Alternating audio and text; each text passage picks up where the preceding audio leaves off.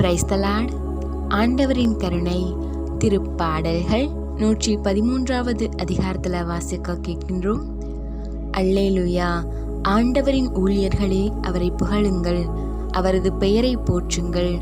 ஆண்டவரது பெயர் வாழ்த்து பெறுவதாக, இப்பொழுதும் எப்பொழுதும் வாழ்த்து பெறுவதாக. கீழ்த்திசை முதல் மேல் திசை வரை ஆண்டவரது பெயர் போற்றப் பெறுவதாக. இறைவனுக்கு நன்றி செலுத்துவோம். நாம் முழு மனதோடு நம் ஆண்டவருக்கு நன்றி செலுத்துவோம்.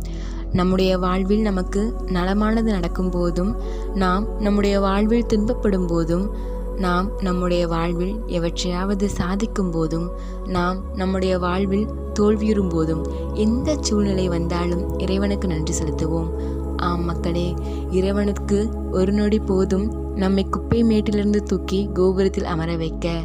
நாம் மனதார இறைவனுக்கு நன்றி செலுத்தும் போது அவர் நம் வாழ்வை இன்னும் மேல்மையானதாக மாற்ற செய்கின்றார்.